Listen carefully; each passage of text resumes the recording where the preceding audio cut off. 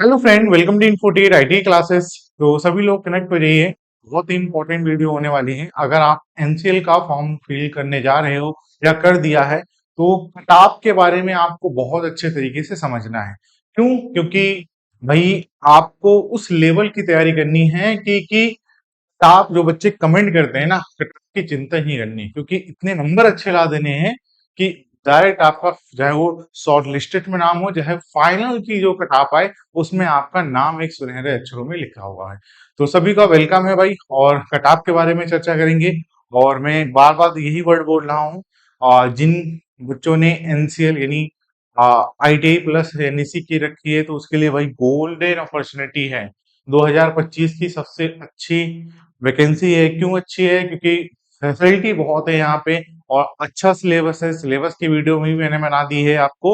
और अब अभी क्या करना है, अब अभी आपको सीधा सीधा लग जाना है तैयारी में, क्योंकि मैं चाहता हूं कि जैसे ये कुछ चमकते हुए चेहरे हैं ना, इस बार भी जब मैं वीडियो बनाऊं तो उसमें आप लोगों का नाम होना चाहिए, फाइनल लिस्ट में नाम होना चाहिए, अगर आप वीडियो देख रहे हो तो। चलो भाई, चलिए। तो जैसे कि आपको पता है, सभी कोर्सेज पे भाई भी ऑफर चल रहे हैं और सभी कोर्सेज लाइव हो गए हैं एप्लीकेशन पे, इन्फोटेड एप्लीकेशन पे।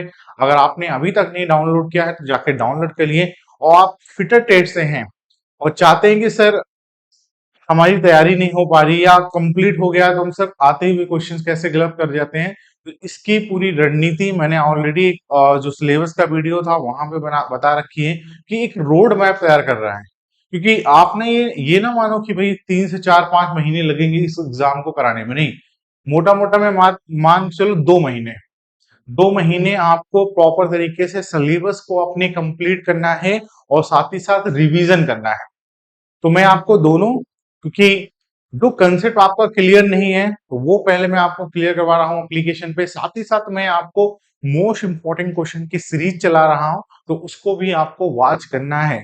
तो भाई अभी भी ऑफर है, जाके मात्र आप हमसे 699 में जाके कनेक्ट हो सकते हो, जहां पे आप एज अ सिलेबस आप सारी classes as a exam pattern सारी क्लासेस को आप वॉच कर सकते हो, हमारे साथ प्रैक्टिस कर सकते हो। ठीक है भाई, ये फिटर के लिए हो गया, ये इलेक्ट्रिशियन बच्चों के लिए है और साथ ही साथ वेल्डर वाले।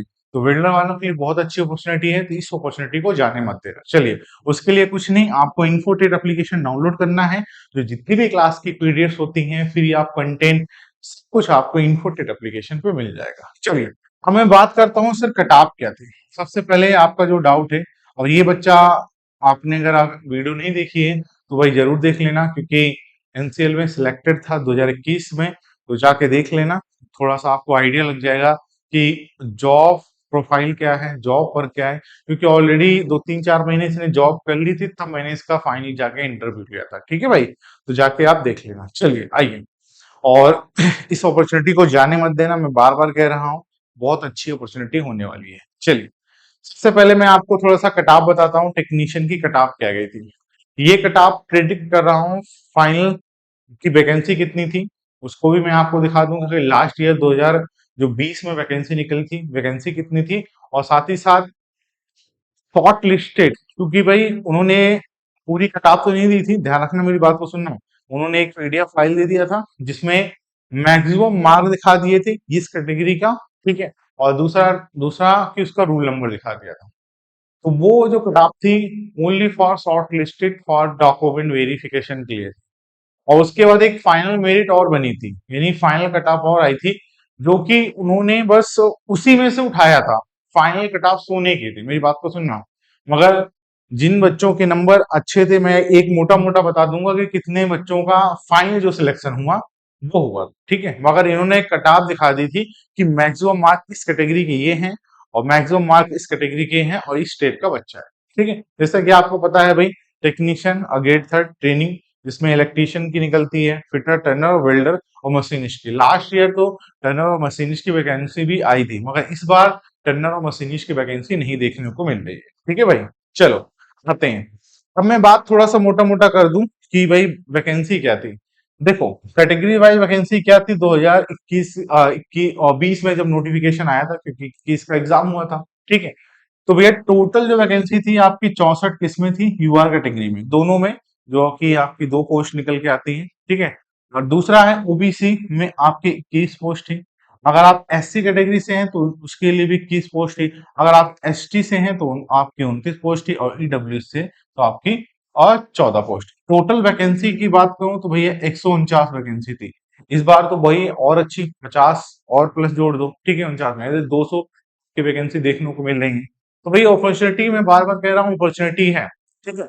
ये मैं 2020 का डाटा दिखा रहा हूँ कि जो कैटेगरी वाइज वैकेंसी निकल के आई। चलिए भाई, अब बात करते हैं सर कि शॉर्ट लिस्टेड क्या हुआ था। मेरी ध्यान से बात को सुनना भाई यहाँ पे, ठीक है। ये फिर कंफ्यूजन नहीं रहनी चाहिए। देखो, यहाँ लिख भी दिया है कि एनसीएल रिजल्ट्स 2021 को जब आउट हुआ था तो एनसीएल ने उन्होंने शॉर्ट लिस्टेड कैंडिडेट एक लिस्ट निकाली, ठीक है भाई। एक शॉर्ट लिस्टेड कैंडिडेट की एक पीडीएफ जारी की थी, और उसमें क्या है, नाम था, और उसमें मैक्सिमम मार्क आ रहे थे कितने बच्चे को।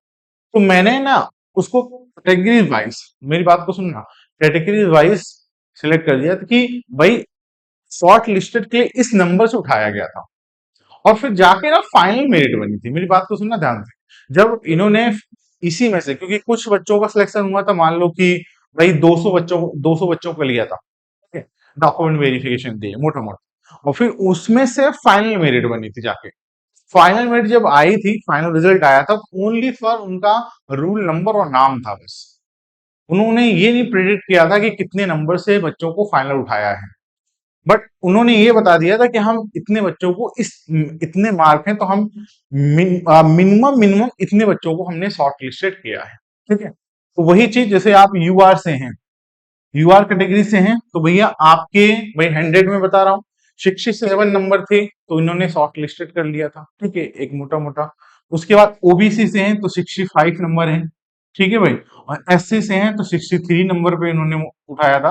और एसटी पे हैं तो आपका 54 नंबर पे इन्होंने क्या किया, यहाँ पे शॉर्ट लिस्टेड किया था डॉक्यूमेंट वेरिफिकेशन, ठीक है भाई। और जो आपकी एनसीएल की जो cut off, final cut off, ये तो शॉर्ट लिस्टेड कट ऑफ थी, ठीक है, डॉक्यूमेंट वेरिफिकेशन में। उसके बाद जब हो गया था डॉक्यूमेंट वेरिफिकेशन, तो वहां पे इन्होंने एक लिस्ट फिर से, मतलब फाइनल लिस्ट निकाली थी, जो कि ये तो मिनिमम था। तो और भी इनसे बच्चे भाई और भी नंबर वाले होंगे ना बच्चे, मान लो ये तो एक मिनिमम से उठाया है भैया, इसी में आपके 70 वाले भी होंगे, इसी में 80 वाले भी होंगे। तो भाई जिनका नंबर 80 प्लस था, यानी 80 प्लस था, तो भाई उनका तो सिलेक्शन हुआ था। वही जैसे मैंने एक वीडियो आपको दिखाई थी, ये एक कहाँ गया, अभी अभी देखना, ठीक है, एक बच्चे की दिखाई थी, इसके नंबर आपकी 80 प्लस 83 प्लस 82 वन थे, ऐसे कैटेगरी से, ऐसे कैटेगरी से था। तो भाई इसका सिलेक्शन फाइनली हो गया था, ठीक है भाई, जो कि आज जॉब कर रहा है। और यहाँ पे जो उन्होंने मिनिमम शॉर्ट लिस्टेड किया था 63 पे, और 64 वाले भी है, 65 वाले भी हैं, समझ रहे हो ना। तो आपको यार इतनी मेहनत अच्छे से करनी है कि 80 प्लस नंबर तो आपको लाने ही लाने हैं। क्योंकि ये ना सोचो कि हम 70 में से भाई थ्योरी 70 ला देंगे, नहीं ला पाएंगे भाई, हम भी नहीं ला पाएंगे। क्योंकि जब आप एग्जाम में बैठते हो ना, तब तो आपका समझ में आता है। इसलिए कहता हूं कि 70 में से तो भाई कोशिश करो 65 नंबर तक ला दो। समझ रहे हो ना, 65 नंबर इसमें इसमें ला दिए, तो उसमें से 30 नंबर से उसमें उसमें से थोड़ा खींच लो, आराम से आपका सिलेक्शन हो जाएगा। तो दोनों को बैलेंस करके चलना, पहले बता दे रहा हूँ, ठीक है भाई। ये ना सोचना कि बस हम थ्योरी के चक्कर में हम थ्योरी पढ़े, ऐसा नहीं, ठीक है। दोनों को बैलेंस करके चलोगे, जिसमें से आपका टेक और नॉन टेक दोनों आपको तैयारी कराई जा रही है। एप्लीकेशन पे समय कम है, ध्यान रखना, इधर उधर भटकने से अच्छा है समय कम है, तो इस समय को सही से यूटिलाइजेशन कर लो, कनेक्ट हो जाओ और वहीं से लग जाओ। फॉर्म को फिल नहीं किया है तो भाई फिल कर देना, और मेरे साथ कनेक्ट हो जाना। मैं डेली आपको 21 तारीख को लाइव मिलने वाला हूँ एप्लीकेशन पे। चैनल पे नए हूं तो चैनल को लाइक एंड सब्सक्राइब कर देना। धन्यवाद।